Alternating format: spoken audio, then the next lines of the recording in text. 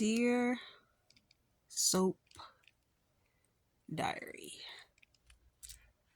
So today was actually a pretty good episode. I actually liked it slash kind of enjoyed it.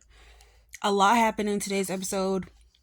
Before we truly get into all of that, I just want to say thank you to everybody who's been watching my videos, everybody who's been supporting me, and I really, really appreciate that. Whether you left a comment, didn't leave a comment, watched the whole video, didn't watch the whole video, I want to say thank you to everybody who's been along with me for this ride. Of course, first and foremost, shout out to Kyrese Clark, because he is the person that gave me a shout out and kind of encouraged me to make more videos. I always did want to make more videos, but I just didn't know if it had a home on my old channel. But I'm glad that I started a new channel for this. Let's see. Yes, so thank you guys. I really appreciate you guys. Moving forward, you guys, look at me, you guys. I'm awesome, you guys. I'm kind of tired. Anyways, if I forget something, I'm sorry. Sometimes doing these reviews, it gets overwhelming because you want to get every detail, but it's not possible. So I'm gonna just do the best I can. If I missed anything, you can leave it in the comments. Let me know I missed it. Talk about it in the comments. We can chat. Like I said, today's episode was pretty decent, pretty cool, pretty good. We start out with Christina, who is back at the Metro Court pool. She's about to meet with Cody. And today is actually the 1-year anniversary of her falling out that window. It's the 1-year anniversary of baby Irene's death. R.I.P. to baby Irene. So sad. That's a character that I really wish that they had let live. Would have meant a lot to a lot of people. Would have pushed a lot of storylines forward. She would have been a Corinthos and Ashford slash what's that feeling? Cassadine slash so much, Lansing, everything. So it'd have been a nice addition to the show, but we can't have nice things. Baby got African American in them. Baby gotta go. You know how it is on these soaps these days. That made me think of Haley pregnancy from Beyond the Gates. Sorry, y'all. I'm thinking too far ahead. Yeah, so Christina was there, and they talked a little bit about it. She talked about it with Marco, because she ran into Marco. She told him about, losing her baby, or the baby she was carrying for Molly, losing Molly's baby, and how Natalia was kind of there for her in that respect. And then she talked to Dante about it, what it's like being back at the hotel, and he's like, wow, you really pushed through, you really let it go. And little do they know, little does anyone know, she haven't let a darn thing go. In fact, she's moving full speed ahead still. Sonny came to Alexa's office to talk to her about the situation with Christina. She's like, why did you kidnap Sidwell's son? Why did you take City Jr.? And he's like, I don't know what you're talking about. None of this is my fault. Sidwell lit my business on fire. He almost killed our child. All is fair. Revenge is sweet. Whatever they say.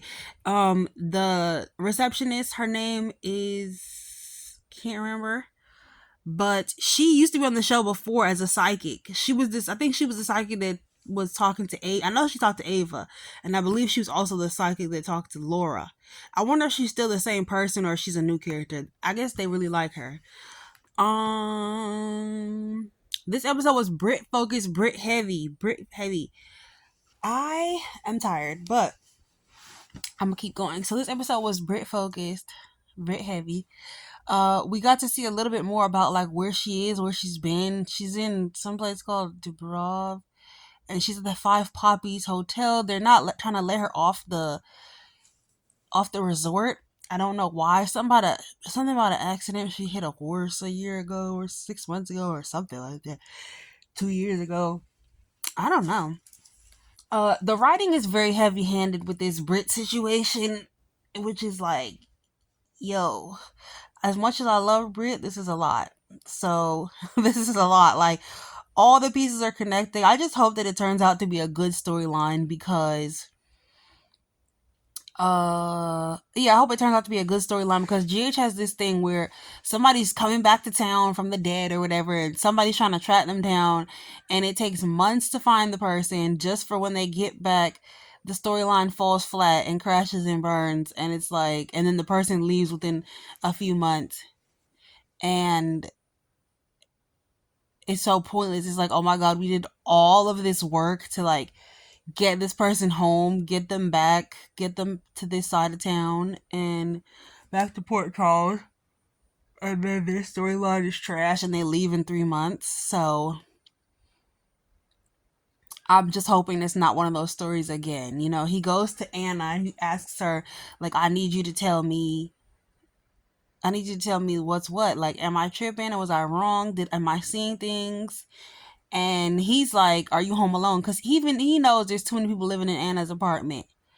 Anna had to get some order in the court yesterday. She was like, yeah, y'all need to take care of this dog, okay? It's not me. Make a chart. And I don't want nothing to do with it. We need to have a meeting because y'all are running amok in my house. Anna needed to put them out. She needed to put Gio out. He needed to go back. He needed to go home or stay in one of Sonny's safe houses because it's a little crowded at Anna's house. And he acting too much like he lived there. He's a little too comfortable. Always eating up her bread. What else? What else? What else? So yeah, Jason goes to talk to Anna and he tells her his suspicions and she actually believes him because she knows Faison. She knows Obrecht. She knows these people. She knows what they're capable of and that this is very much possible. But who is keeping Britt alive and for what? And they're talking about her health conditions and her medical conditions. Does she still have Huntington's? Is she living off of some serum to keep her alive after she got cut by the hook? What is the reason and what is going on? That is what we all want to know. What the heck is going on right now? Anna is like, look, Carly don't know Britt. She can't tell you nothing about her. Don't ask her nothing else because she's not the one to give you any information because Carly is short-sighted. She only sees what's right in front of her. Or what's... Actually, no. She only sees what's going on with her kids. And then not even that. I don't know what she be seeing. She sees Sonny. Let's just say that. She sees Sonny and Jason. That's it. Speaking of Sonny and Jason, Lucas is so annoying. Like, I don't know if it's this actor or what, but Lucas is very, very annoying, and I'm sick of his face. And that smug look, the little... And whenever he comes to try to talk to Sonny, and Sonny puts him in his place, he always, like, he looks stupid afterwards. You know, you realize you made a mistake and you feel stupid? That's the look on his face, like he feels stupid. And it's just like... You're not fun. You're not fun. Like, you're supposed to be like, huh, and roll your eyes or have something, you know? You sitting there just like, oh yeah, Sonny just owned me. You know, back, I don't know if y'all, I'm showing my age, but back in the day, they used to be like, oh, she bombed you out. Like, they were like, she bombed you out. He realized that Sonny bombed him out. Like, basically, like, kind of like put you in your place, or she carried you, or that's another saying that's from my area, like carry something, like, oh, she carried you, like basically Sonny put him in his place. Like, Sonny got one up on him, what he said. He made you feel like an idiot. He bombed you out. He carried you. So yeah, like he looked like, oh yeah, and he always want to come say something stupid to Sonny. Does your daughter know that you're here? Does your daughter know what you did to Marco? What if somebody tell her? Sonny be like, look, bro, do what you gotta do, okay? That don't have nothing to do with me. Like, you're never about to intimidate Sonny. You're never about to bomb him out. Like, you're not. You're not gonna do it. So just let it go. What else? What else? I'm sick of him. Like, he was at the hospital with Felicia talking about, I want to talk to you about my mom. I'm thinking, I mean, we all know what he was going to say. But wouldn't it be nice if he was like, what are some great memories you have of my mother? Or something. He talking about, how did my mom tolerate Sonny? And he don't even say Sonny. He'd be like, Sonny. He'd just be dragging it. Sonny. Oh my God, Sonny. Just let it go. He always dragging it. I'm tired. I'm very tired of him. I'm very tired of him. That smug look. He's so stupid. Even Marco is not like dragging it. I mean, we know Marco is secretly dragging it. Marco is secretly plotting revenge, but at least he's not publicly like being, I don't know. He's just not on our screen being 100% annoying about it in every possible scene. Like, dang, can we just stop we hate Sonny storylines? He's gonna prevail. He's gonna win. I'm not even a Sonny apologist. We just know he's gonna prevail. He's gonna win. These I hate Sonny storylines are so dumb. And then they're always coming from somebody from Carly's family. It's just like, oh my god, shut up. He did a lot for y'all. And if you don't like him, just don't talk to him. I partially went into WSB because I want to take down Sonny. I'm a doctor to take down Sonny. Oh my god. Y'all never finna take down Sonny until Maurice Bernard retires or croaks.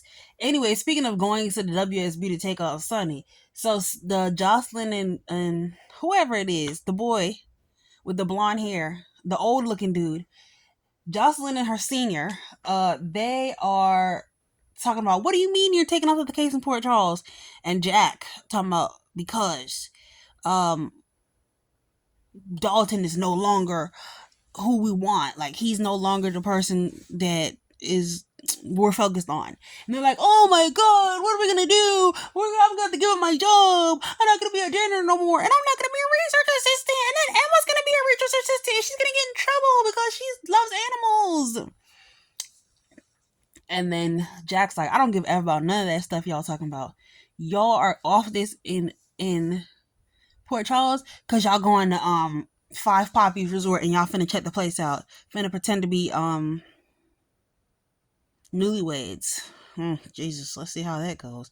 I don't want to watch it. I don't care. I don't care. Joss looks like she's very young. He looks old. They just look weird together.